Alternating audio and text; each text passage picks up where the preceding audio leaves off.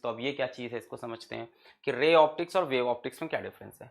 बेटा जो बच्चे किसी अच्छी बढ़िया कोचिंग पढ़ाई करते हैं या आप इंटरनेट से कहीं अच्छे सा मटेरियल डाउनलोड करोगे तो आप देखोगे रे ऑप्टिक्स की जगह अच्छी किताब होगी तो वो रे ऑप्टिक्स की जगह नाम लिख देते हैं ज्योमेट्रिकल ऑप्टिक्स।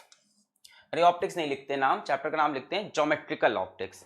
बेटा बच्चों देखो है क्या, रे ऑप्टिक्स कुछ नहीं है, एक पुरानी मैथमेटिक्स है। रे ऑप्टिक्स कोई साइंस नहीं है, कोई बहुत बड़ी चीज नहीं है। It's a mathematical rule to deal with light, simple. Ray optics क्या है कि एक bunch of set of rules बने हैं कि लाइट भाई यहाँ से यहाँ जाएगी तो ऐसे डायग्राम बनेगा, यहाँ से यहाँ लाइट जाएगी तो ऐसे डायग्राम बना देंगे, रिफ्रैक्टिव इंडेक्स का फॉर्मूला हम ये निकाल लेंगे, लाइट कितना बेंड होगी हम ये बता देंगे। ठीक है, इस तरह की चीज़ें हैं कि इमेज कहाँ बनेगी, यहाँ ऑब्जेक्ट रखेंगे तो यहाँ इमेज बनेगी, यहाँ ऑब्जेक्ट रखेंगे तो यहाँ इमेज बनेगी। कितनी बड़ी इमेज बनेगी इसको बोल देंगे मैग्नीफाइंग पावर, है ना। मिरर को अपनी तरफ लेके आएंगे तो इमेज कितनी तेज मूव करेगी, हम मिरर की तरफ भागेंगे तो इमेज कितनी तेज मूव करेगी, मिरर को घुमा देंगे तो क्या होगा, एक प्रिज्म को हम पानी के अंदर डाल दें और फिर उस पर लाइट डालें तो क्या होगा। इस तरह की मैथ्स है पूरी लाइट से रिलेटेड। पर बेटा रे ऑप्टिक्स कहीं भी आपको किसी चीज का एक्सप्लेनेशन नहीं प्रोवाइड करती, इसीलिए मैंने इसको मैथ्स बोला। मैथ्स में क्या होता है, आप चीजों का कैलकुलेशन करते रहते हो, ये नहीं सोचते हो कि इसकी एप्लीकेशन क्या है, इसके बारे में सोचना नहीं है, क्यों हुआ कैसे हुआ इसकी बातें नहीं करती, वहां पे हम अप्लाई करते जाते हैं। तो वैसे यहाँ पे मैथ्स है कि लाइट ऐसे आएगी तो ऐसे जाएगी, ऑब्जेक्ट यहाँ है तो इमेज यहाँ बनेगा। एक पूरा एक नया सिस्टम बनाया। पहली बात तो लाइट को रे की तरह रिप्रेजेंट कर दिया इन्होंने, ray optics, study of light optics, ray optics, light को रे की तरह रिप्रेजेंट किया। एक नया तरीका बनाया कि लाइट को हम रे बनाएंगे। सोचो अच्छा, जब लाइट इलेक्ट्रोमैग्नेटिक वेव हो चुकी है, लाइट इलेक्ट्रोमैग्नेटिक वेव हो चुकी है तो उसको रे बनाने का कोई सेंस बनता है, नहीं बनता है। तो इन्होंने कहा हम लाइट को रे बना देंगे, है ना। अब कई लोग कहते हैं रे ऑप्टिक्स क्या है, लाइट का वेव नेचर है कि लाइट का पार्टिकल नेचर है, आपका क्या कहना है इस पे। रे ऑप्टिक्स क्या है, लाइट का वेव नेचर है कि लाइट का पार्टिकल नेचर है, आपको क्या लगता है। हाँ बच्चों ये टॉपिक बोर्ड में नहीं है, रिफ्लेक्शन आपके बोर्ड में नहीं है, आप रिफ्रैक्शन से ज्वाइन कर सकते हो जो बच्चे बोर्ड की तैयारी कर रहे हैं। रे ऑप्टिक्स क्या है, लाइट का वेव नेचर है कि लाइट का पार्टिकल नेचर है। ठीक है, तो मैं तुमको बताता हूँ रे ऑप्टिक्स इनमें से कुछ भी नहीं है। रे ऑप्टिक्स को लाइट के नेचर से कोई मतलब ही नहीं है, इन्होंने लाइट की पूरी एक नई किताब लिख दी। रे ऑप्टिक्स क्या है कि हम ना वेव से मतलब है ना हमें पार्टिकल से मतलब, हमें मतलब नहीं लाइट का नेचर क्या है। हम लाइट की एक नई किताब लिखेंगे, एक नया नियम लिखेंगे कि लाइट क्या है, लाइट रे है। लाइट कैसे ट्रेवल करती है, स्ट्रेट लाइन में ट्रेवल करती है, एक मीडियम से दूसरे मीडियम जाने में बेंड कर जाती है, रिफ्रैक्शन, सेम मीडियम में वापस आती है तो रिफ्लेक्शन, रिफ्लेक्शन के समय I is equals to R, refraction के समय sine I by sine R is equals to mu. इस तरह से उन्होंने अपने नए नियम बना दिए और इस बात से फर्क ही नहीं पड़ा रहे ऑप्टिक्स में कि लाइट वेव है या लाइट पार्टिकल है। लाइट की इन डेप्थ स्टडी नहीं की गई इसके अंदर कि रीजन ढूंढा जाए कि लाइट का नेचर क्या है, ये फिनोमेना क्यों हुआ, ये फिनोमेना क्यों हुआ। एक सेट ऑफ नए नियम बना दिए, उसको बोला रे ऑप्टिक्स। सो रे ऑप्टिक्स में लाइट का कौन सा नेचर हो सकता है अगर कोई पूछे, जैसे एक बड़ा ही बढ़िया कंफ्यूजन होता है बच्चों को कि रे ऑप्टिक्स पढ़ता है उसके बाद वेव ऑप्टिक्स पढ़ता है, रे ऑप्टिक्स पढ़ता है बच्चा उसके बाद वेव, तो उसको लगता है रे ऑप्टिक्स में पार्टिकल नेचर होगा, वेव ऑप्टिक्स में वेव नेचर होगा, पर ऐसा नहीं है। रे ऑप्टिक्स में दोनों नेचर होते हैं, रे ऑप्टिक्स को नेचर ऑफ लाइट से कोई लेना देना नहीं है। चलिए देखते हैं, study of light in which light is considered as moving along a straight line as ray. क्या है, बहुत सिंपल सी बात है, study of light in which light is considered as moving along a straight line as ray, जिसमें light क्या considered है, in which light is considered as a moving along a straight line as ray. ऐसी study जिसमें light को हम क्या मान लें, पहली बात लाइट सीधी चलती है और सीधी चलती है तो उसको हमने क्या बोल दिया, रे ऑफ लाइट। ये है रे ऑप्टिक्स, ना ही पार्टिकल नेचर से इसका लेना देना है, ना ही वेव में। बात समझो, रे ऑप्टिक्स को लाइट के नेचर से कोई मतलब नहीं था, इन्होंने कहा कि यार ये लाइट मेरे मुंह पे आ रही है, कैसे आ रही होगी, ऐसे रे बन के आ रही होगी, ये है रे ऑप्टिक्स, है ना। Study of light in which light is considered as moving along a straight line as ray is ray optics. अच्छा फिर क्या, when light meets a surface which separates two media reflection and refraction take place. क्या बता रहे हैं कि जब light किसी बाउंड्री पे टकराती है, कहाँ टकराती है, किसी बाउंड्री पे टकराती है, जब लाइट, यही तो लिखा है, when light meets a surface which separates two media, light meets a surface which separates two media. बेटा ये क्या चीज़ है, बाउंड्री। लाइट जब किसी बाउंड्री पे टकराएगी तो दो फिनोमेना होंगे। यहाँ मान लो बाउंड्री है, इसके इस तरफ एक मीडियम है, इस तरफ दूसरा मीडियम है। लाइट जब इस बाउंड्री पे टकराएगी तो दो फिनोमेना होंगे। कुछ लाइट बेटा इससे पास कर जाएगी, रिफ्रैक्शन, कुछ लाइट बेटा यहाँ से पलट के आ जाएगी, उसको बोलेंगे रिफ्लेक्शन। कुछ एड्जॉर्प्शन भी होता है, कुछ एब्जॉर्प्शन भी होता है, जिसकी बात नहीं की। कुछ लाइट ये अपने अंदर ही एब्जॉर्ब कर लेगा, अपने अंदर एकदम मटेरियल के। कुछ लाइट इसका सरफेस एब्जॉर्ब कर लेगा, उसको बोलते हैं एडजॉर्प्शन। तो 4 फिनोमेना होते हैं सरफेस पे। एक तो लाइट लड़कर वापस आना, रिफ्लेक्शन। एक लाइट का उधर की तरफ जाना, बेंड हो जाना, रिफ्रैक्शन। एक लाइट का इसके मटेरियल के अंदर एब्जॉर्ब, एब्जॉर्ब हो जाना। एक लाइट का इसके सरफेस पे एब्जॉर्ब हो जाना, उसको बोलते हैं एडजॉर्प्शन। इस तरह के बेटा फिनोमेनाज होते हैं बाउंड्री पे। ये कौन बताया? रे ऑप्टिक्स ने बस यही बताया। वैसे रे ऑप्टिक्स इसी की बात करती है। रे ऑप्टिक्स इन्हीं दोनों फिनोमेना की बेसिकली बात करती है, रिफ्लेक्शन एंड रिफ्रैक्शन की। ये बोलते हैं कि लाइट यहां मान लो 1 मीडियम है, यहां मान लो 2nd मीडियम है। अगर लाइट इन दोनों मीडियम के बाउंड्री पे टकराएगी तो बाउंड्री पे 2 फिनोमेना होंगे। एक लाइट हो सकता हो इधर चली जाए बेंड होके, रिफ्रैक्शन। एक हो सकता हो लाइट वापस आ जाए इधर ही पलट के, ये क्या है? रिफ्लेक्शन। पर इन्होंने बच्चों इसका कोई रीजन नहीं बताया कि लाइट क्यों रिफ्लेक्ट होती है, पलट कर क्यों आती है लाइट। यार ये तो पार्टिकल जैसी कुछ चीज है, कोई चीज गई वहां टकराई, गेंद जैसी पलट कर वापस आ गई। और दूसरा क्या बोल रहे हैं कि ये पास कर जाती है। अब ये पास करना तो पार्टिकल के बस की बात नहीं कि मैं यहाँ से बॉल मारूँ, बॉल इस दीवार के पार हो जाए, ये भी अजीब लग रहा है। तो इसलिए नेचर के बारे में कोई बात नहीं करते, नेचर के बारे में बात करता है वेव ऑप्टिक्स। वेव ऑप्टिक्स बेटा और थोड़ी समझदार वाली स्टडी और डेप्थ वाली स्टडी। ये आप कह सकते हो किसके लिए? ये एप्लीकेशन है कि ऐसे ऐसे होता है, ऐसे ऐसे कर देंगे तो ये बन जाएगा, है ना। किसी की आंख खराब है, उसको दूर का ऑब्जेक्ट नहीं दिख रहा है, तो उसको उठा के हम क्या फिक्स कर देंगे? कॉनकेव लेंस फिक्स कर देंगे, उसको सब दिखाई पड़ने लगेगा। सिंपल सोल्यूशन देते हैं, है ना। अब क्या है, क्यों लाइट बेंड हो रही है, क्यों रिफ्रैक्शन हो रहा है, ये सब कौन एक्सप्लेन करेगा?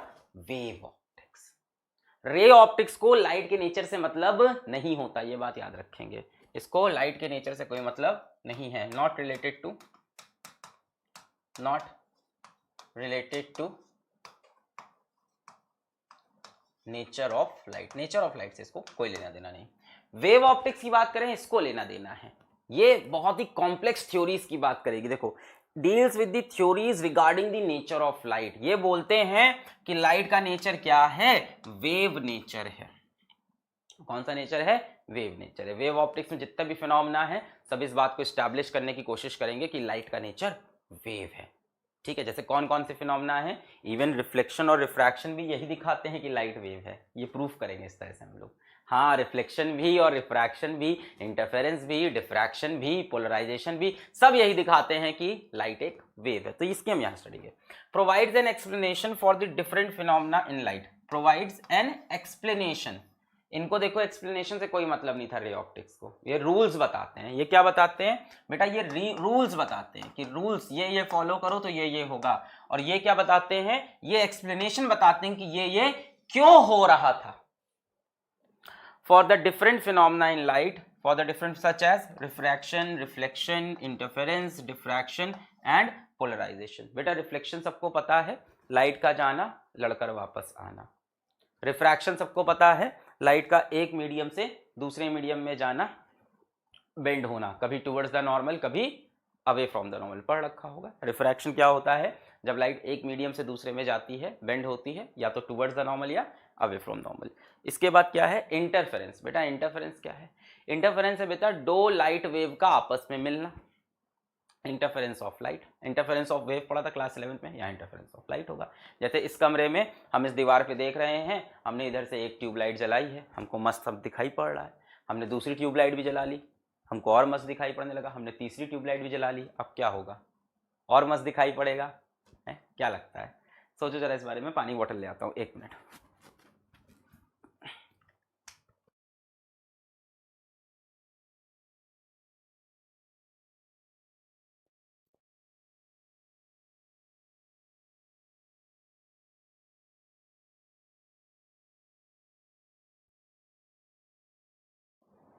हाँ, क्या बता रहा था मैं?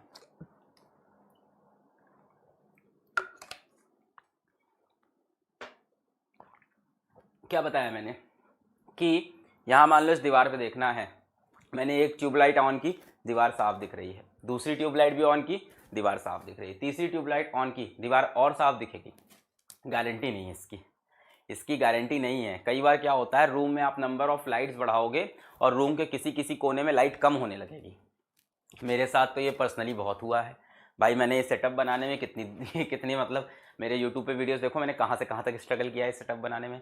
मैंने कई बार सामने यहाँ लाइट लगा दी, यहाँ पे 3 लाइट, तो मैंने देखा बढ़िया है, बोर्ड सही है। मैंने कहा इधर से 2 और लगा देते हैं, बोर्ड पे काला होने लग गया। मैंने कहा अच्छा ऊपर 2 लाइट और लगा देते हैं, बोर्ड थोड़ा चमका। मैंने कहा इधर से 1 लाइट हटा देते हैं, बोर्ड और चमक गया।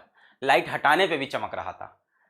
समझ रहे हो? तो जरूरी नहीं है कि रूम में आप नंबर ऑफ लाइट सोर्सेस बढ़ाओ तो किसी एक जगह पे लाइट की इंटेंसिटी बढ़ेगी, इसकी गारंटी नहीं होती है।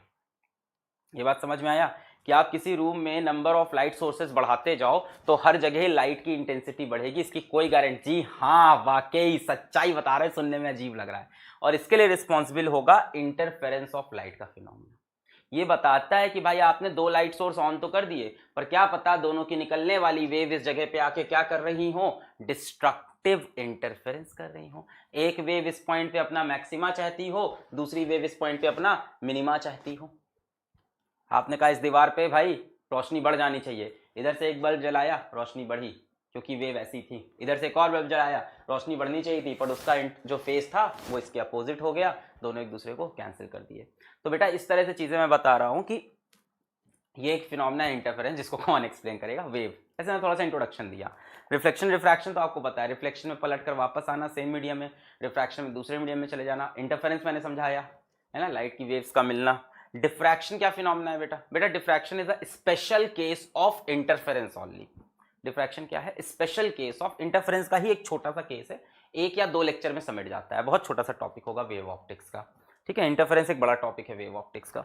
उसके बाद पोलराइजेशन। बेटा पोलराइजेशन भी एक छोटा सा फिनोमेना है। क्या है कि मैंने जैसे कल आपको थोड़ा बहुत शायद इसके बारे में हिंट दिया था कि प्लेन पोलराइज्ड लाइट होती है, कि लाइट के अंदर क्या होते हैं, इलेक्ट्रिक फील्ड के वाइब्रेशन होते हैं in all the planes perpendicular to direction of propagation of light. Light अगर ऐसे चल रही है तो इलेक्ट्रिक फील्ड ऐसे भी वाइब्रेट करती है, ऐसे भी करती है, ऐसे भी करती है, ऐसे भी करती है।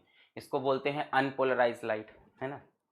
फिर इसी में से अगर एक तरफ की बचे तो उसको बोलते हैं प्लेन पोलराइज्ड लाइट। तो इसके बारे में पढ़ेंगे 1 या 2 लेक्चर। ये सारे फिनोमेनास वेव ऑप्टिक्स एक्सप्लेन करती है। और रेव ऑप्टिक्स अब समझ में आ गया, रे ऑप्टिक्स में क्या पढ़ना है हम लोग को अगले 1 महीने, सभी को क्लियर है क्या पढ़ना है? रिफ्लेक्शन और रिफ्रैक्शन को दबा के पढ़ना है एकदम। रिफ्लेक्शन और रिफ्रैक्शन को एकदम दबा के सारे लॉज, सारे फिनोमेना, क्या हो रहा है यहाँ, मैथ्स कैसी लग रही है, यहाँ कौन सा फॉर्मूला, यहाँ कौन सा फॉर्मूला नहीं है, ये सब पढ़ना है। और यहाँ पे थोड़ा थ्योरेटिकल हो जाएगी कहानी। वेव ऑप्टिक्स पहुंचते ही क्या हो जाएगा, थ्योरीज की बात करने लगेंगे। रे ऑप्टिक्स के अंदर बेटा क्या रहेगा, रे ऑप्टिक्स के अंदर रूल्स रहेंगे, रे ऑप्टिक्स के अंदर मैथ्स होगी, जहाँ मजा बहुत आएगा। वहां आपको शायद मजा कम आए क्योंकि वहां पे थ्योरी पार्ट बढ़ जाता है। क्लियर है? चलो नेक्स्ट एक डिफरेंस और रह गया बेटा कि रे ऑप्टिक्स में जब आप बात करते हैं तब आप वेव नेचर की बात नहीं करते। रे ऑप्टिक्स में क्या होता है, objects are larger than size of wavelength of light. यहां पे बच्चों जो ऑब्जेक्ट्स होते हैं वो लाइट की वेवलेंथ से काफी बड़े होते हैं। भाई लाइट की वेवलेंथ का साइज आसपास कितना होता है, लाइट की वेवलेंथ का साइज आसपास कितना होता है, लाइट की वेवलेंथ का साइज आसपास कितना होता है, 400 नैनोमीटर से लेके 700 नैनोमीटर तक। और यहां आप किन ऑब्जेक्ट से डील करोगे रे ऑप्टिक्स के अंदर,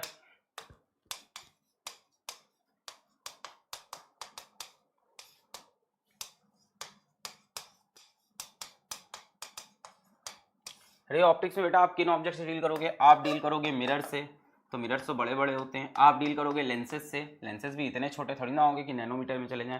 आप डील करोगे प्रिज्म से, तो प्रिज्म इतना छोटा थोड़ी ना होता है कि नैनोमीटर्स में चले जाए। तो यहाँ आप उन चीज़ों बेटा डील करने वाले हो, हाँ 750 ले लो अप्रॉक्स बताया, आप यहाँ बेटा उन चीज़ों से डील करने वाले हो जो चीज़ें लाइट की वेवलेंथ से बहुत बड़ी हैं, इसलिए यहाँ वेव नेचर का कोई मतलब नहीं होता है ना। आप यहाँ ये मान सकते हो light travels in straight line. आप क्या मानते हो, light travels in straight line, जबकि वहां ये बात सच नहीं हो सकती, लाइट वहां पे वेव के फॉर्म में ट्रेवल करती है। यहां पे आप किससे डील करोगे, यहां पे आप डील करोगे objects are comparable, objects are comparable to size of wavelength of light, है ना। जैसे फॉर एग्जाम्पल बेटा आप यहाँ पे डील करते हो एक डबल स्लिट एक्सपेरिमेंट से, दुनिया का सबसे फेमस एक्सपेरिमेंट है, जिस बहुत बड़ी बड़ी डिस्कवरी जिसने कर रखी, जिसने सिद्ध किया कि लाइट के पास वेव नेचर है, Young's double slit experiment, slit 1 और स्लिट 2। बेटा स्लिट का मतलब होता है होल, तो बेटा ये जो होल होते हैं इनका डायमेंशन बहुत छोटा होता है लाइट की वेवलेंथ के पास, इस तरह से।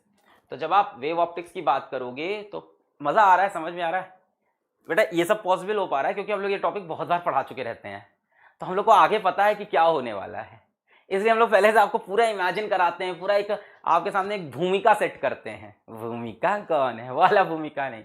कई लोग को लग रहा है कि मैं बोर हूं, मैं टायर्ड हूं, ऐसा कुछ नहीं है, ऐसा कुछ नहीं, स्टिल हूं मैं इस टाइम दिमाग से।